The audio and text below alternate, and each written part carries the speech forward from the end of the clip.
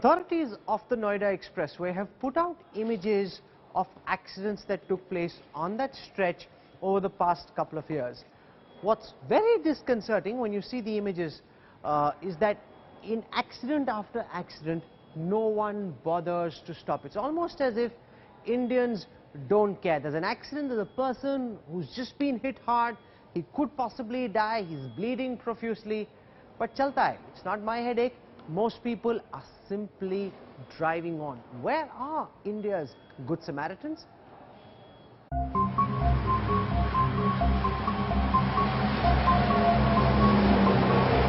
On the 8-lane Greater Noida expressway, cars whiz past, speeding along as they overtake pedestrians and motorists.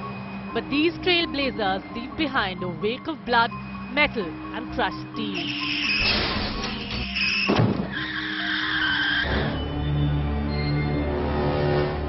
Sample some of the CCTV footage of bloody accidents along the arterial expressway.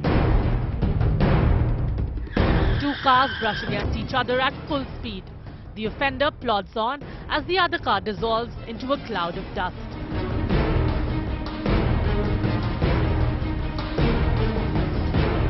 In another shocker, an accelerating SUV rams into two cars, one of which careens dangerously into another lane. A bus collides head-on into a tractor. The force of the impact reduces its windshield to shards of glass. The tractor stutters on. It's on CCTV. A motorist is dragged along the expressway as he's thrown off his bike.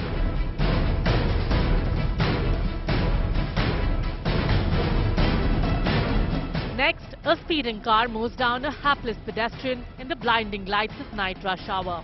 Traffic moves on as the pedestrian lies bleeding on the tarmac.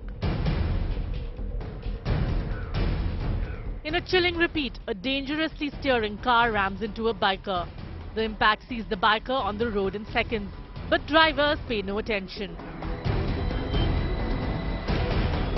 The Greater Noida expressway, an arena of apathy in the face of blood-curdling accidents, is symbolic of the hits and misses on India's killer roads. As the body count and lack of humanity rises, is it time for a good Samaritan law? Bureau Report, India Today.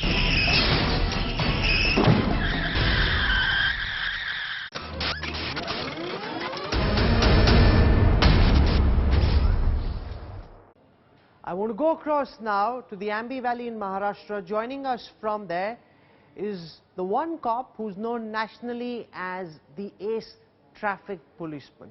Joining us is Dr. Kiran Bedi. Dr. Bedi, very disturbing sequences put out by the Noida authorities which show how in accident after accident there's a pattern that emerges. Nobody stops to help the victims, really showing how insensitive we are as a society.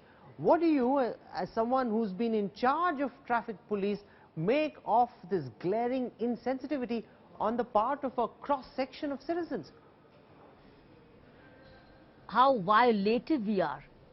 In fact, how much blatant, how many absolutely blatant violations we commit, whether as drivers or whether as pedestrians or whether as onlookers.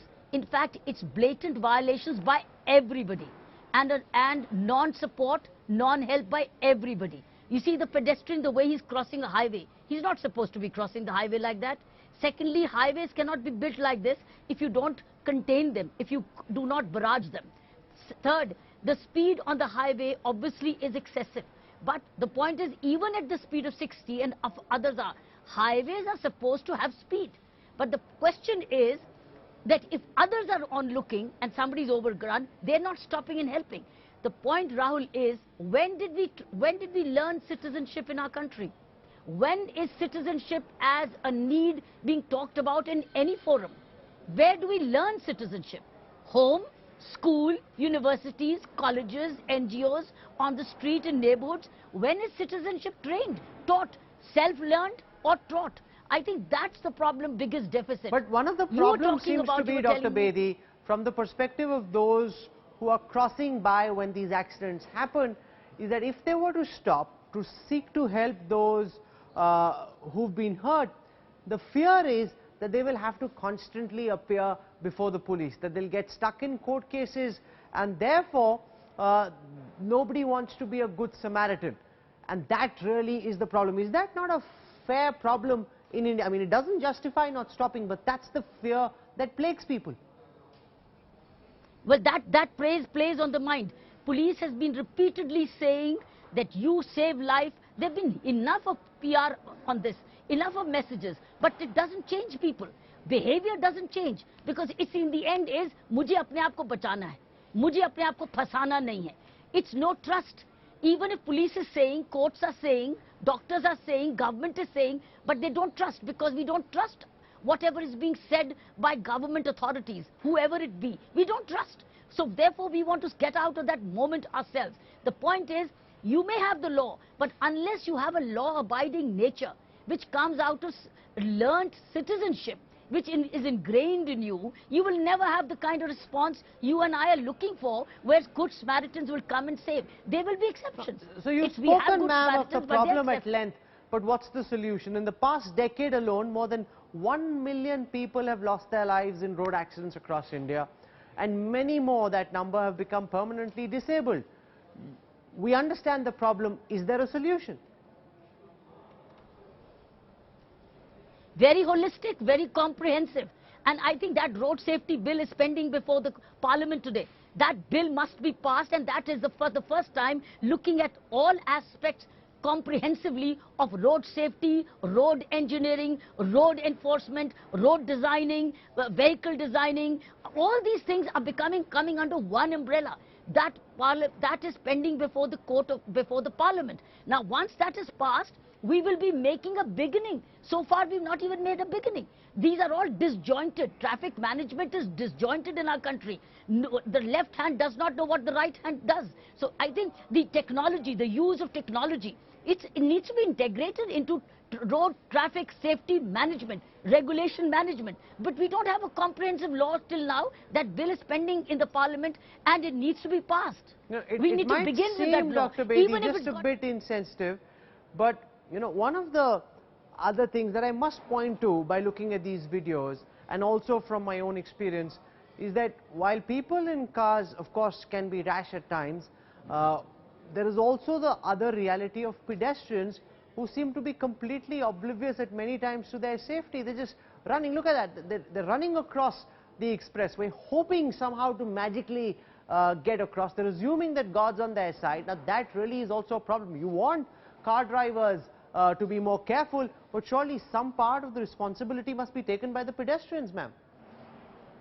Absolutely. That's exactly what I'm talking about. The road safety feeling amongst pedestrians. There are villages across. The point is, you even sometimes have black buffalo coming right in, and you can't see in the night the black, and you can hit into it straight, and a lot of people have got hit by buffaloes. Buffaloes smashed against Animal Crossing. We have not secured our road sides.